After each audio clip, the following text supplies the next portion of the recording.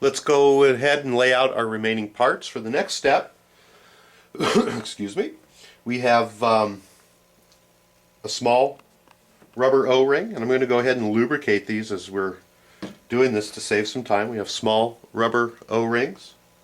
Then we have two larger O-rings.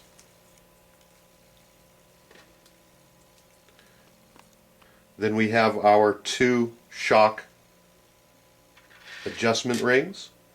Then we have our two top caps and our two top cap inserts and two balls. We're going to go ahead and insert the balls into the cap, just like we've done many times before.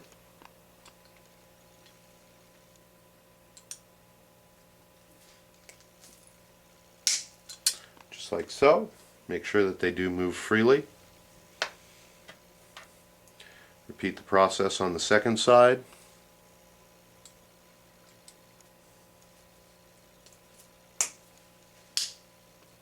Just like so. And we're going to take the two smaller gaskets, one on each side, and we're going to put it over the end of the cap here in this little groove. Go ahead and do that again. We've got the little groove here. We're going to go ahead and put the O-ring into the groove. Double check it, make sure that it's not twisted or cut. If it is, you'll need to straighten it out or replace it. We're going to take the larger of the gaskets, O-rings, and there is a groove inside of the shock spring retainers. And it's a little bit of work to get them in. Kind of need to fold them up a little bit.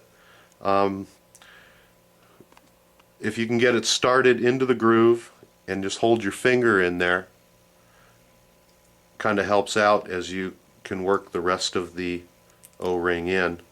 And you do want to make sure that it is properly inserted in there all the way and it's not twisted or cut. And you can see how it rides along the inside there. Do make sure that it is all the way in evenly. We'll repeat that again on the second side.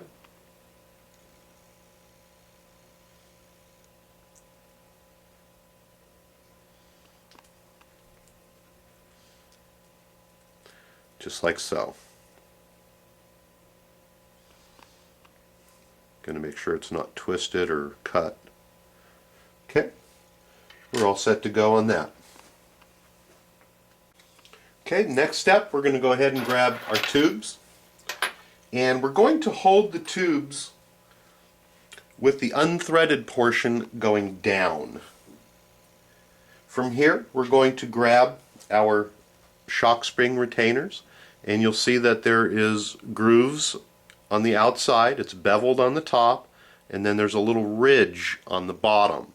We're going to place them onto the shock just like this, with the unthreaded portion of the shock down and the little ridge here pointing down. We're going to go ahead and put that in. You want to make sure that as you start to thread these, that you don't get them cross-threaded. It's going to go in 4 or 5 turns, and then it's going to hit the little gasket on the top. Want to back off, or no, just make sure that you, we've already pre-oiled the seals here. If you want, you can put a little bit of oil on the threads, but it's not necessary. Once you feel the resistance, go ahead and very slowly turn the shaft until some of it peeks out on the top. Then at that point you can go ahead and continue to thread them on. Let's go ahead and thread it on so that there's about an inch or so on the top here. Let's just make it a finger's worth. We'll readjust those later, but just make it about a finger's worth of space. Go ahead and repeat this on the other side. Again, the non-threaded portion down and the little ridge here down. Make sure that you get it threaded in properly without cross-threading it. Wait till you hit the gasket, go real slow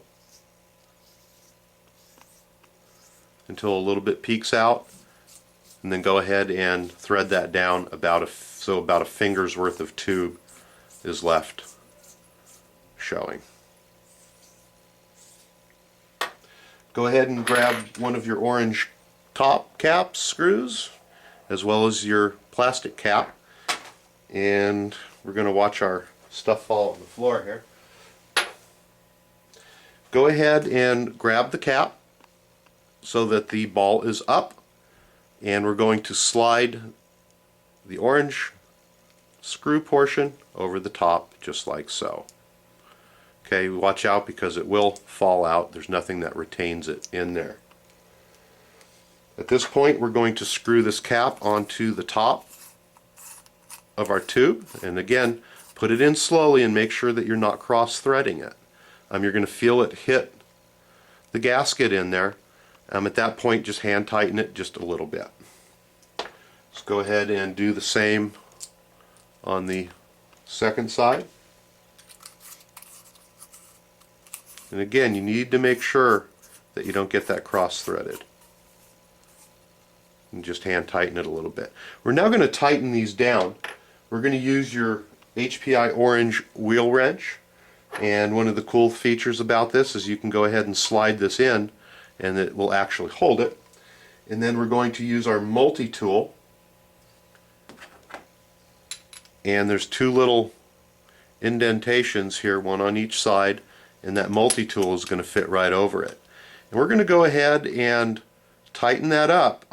Just feel as you're doing it. You want it to tighten up, but you don't want to strip it out. You just want to get it nice and snug, just like so. Repeat that on the second side. I like to go a little bit slow because I can feel it better, and you just want to get it so it's nice and snug.